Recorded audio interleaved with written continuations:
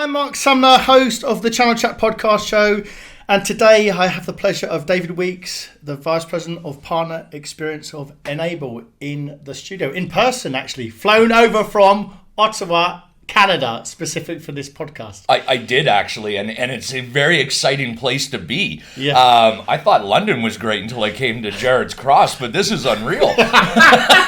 Do you know what, David? You are going to be the last person in the studio because, as I alluded to over lunch, we're going to move into potentially London for our studio.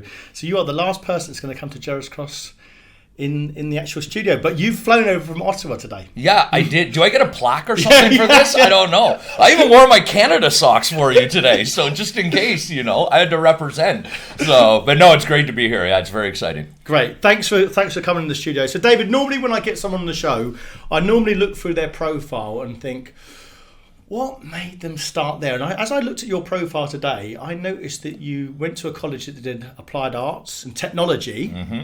But you did a business marketing degree. So start us off there. What happened? Tell the listeners why you did that. I thought I wanted to be in marketing, and it turned out I wasn't very good at it. So in turn, I became a salesperson, which a lot of the people in the marketing course did. But no, it was something of interest. I always had an interest in business, and I thought marketing was a good route to go. And so I took this program, and it was focused around technology, which kind of helped. And then I got out of school, and I worked for Canada's largest media industry, and I didn't get into technology. So that really worked out on my plan. But yeah, no, that's just kind of how it happened. But it was great learnings, and I did get a lot out of it. And it gave me a different perspective, I think, on how I sold. And for the listeners that don't know what Enable do and your career, start off. So you obviously went into media sales, but then you got into technology. So kick off your career. Why did you make that choice? Yeah, so it was interesting. This opportunity came up at this company called Enable that was almost like a startup in Ottawa, and it was this position called Partner Development Specialist. And really what it was you came in and you were a business consultant to our customers, helping them grow their MSP practice. And funny story, I applied and I was not chosen. I was actually number 2. And the first person who was hired broke their leg and decided not to take the role. And then I got the call. I found that out after, by the way. Yes. And 15 years later, I'm still here. So yeah, I guess it worked out in the end, and it was meant to be. And tell the listeners who don't know Enable, what Enable do and what's the sort of market they go after. Yeah, so we're a remote monitoring and management platform company. We also have a suite of security products, endpoint detection and response, password management, and we have a really great data backup and management product. But our primary focus is the managed service provider. Like, we go after the IT services industry to support them in their service delivery, drive efficiency, and ensure that they're taking care of their customers the way that they need to and securing them properly.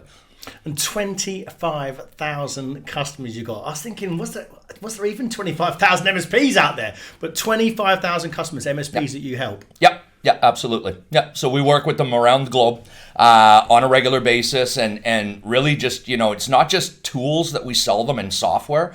It's all about helping them grow their business, and it's, consulting with them, working with them, understanding their strategies, their obstacles, and seeing how we can support them to get through that and continue to grow.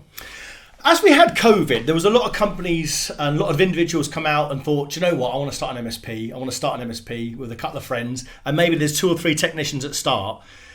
Would that be a target for you to sort of look at as a customer? So you see a sort of 3 individuals, I think, I've started an MSP, but they want to grow, they've got an appetite to grow. How does Enable help them grow? Yeah, so there's actually, we actually have 2 remote monitoring and management platforms that play a little bit different to the market. One's a little bit what we call plug and play, and the other's you can customize it. So typically for a more mature MSP.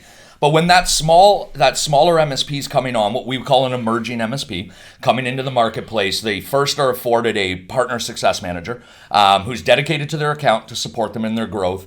We provide them a multitude of resources through technical and business training. That's helping them build their programs, their go-to-market strategies, marketing automation platforms.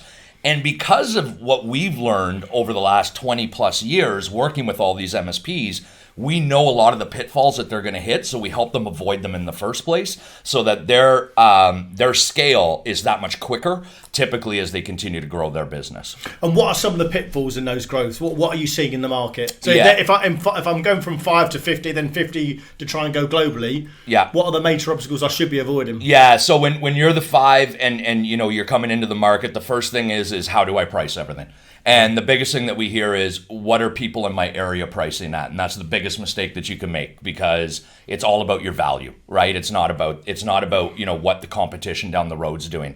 As they continue to mature, typically what actually the next one is do I hire salespeople or not? Because they don't have them in the organization. And I joke a lot because, you know, they'll call me and say, I hired a vice president of sales. And I say, but you don't have any salespeople.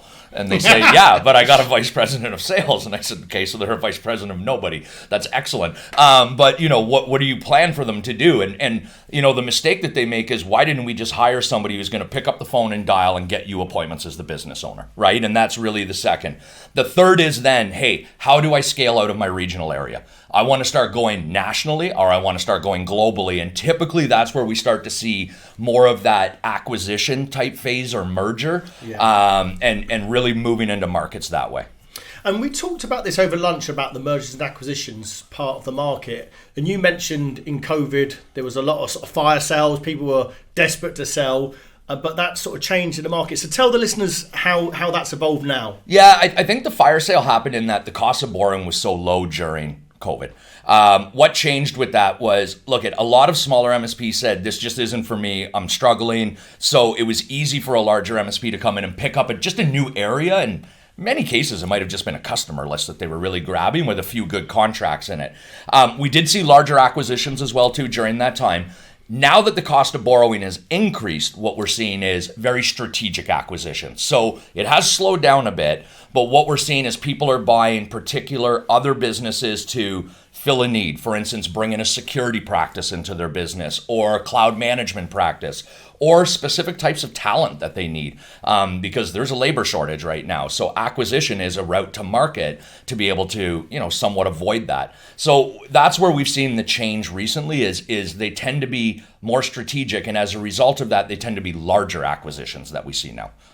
You mentioned earlier, you touched on earlier about if someone wanted to grow, some of their rights, some of their opportunities is to go to maybe a vice president of sales, but you advise more someone just getting on the phone and getting appointments for the owner. Yeah. How do you see that if a company does want to grow, how do they start increasing sales, and how do they actually grow their sales team? Yeah. What advice would you give to those small organizations? No, it's a good question. So look at as you get that person who's in there and what we call dialing for dollars, right? And that's the biggest mistake that a lot of these business owners make is they hire this person to call, but then they give them 30 other jobs, right? Their job should be make a certain amount of dials a day.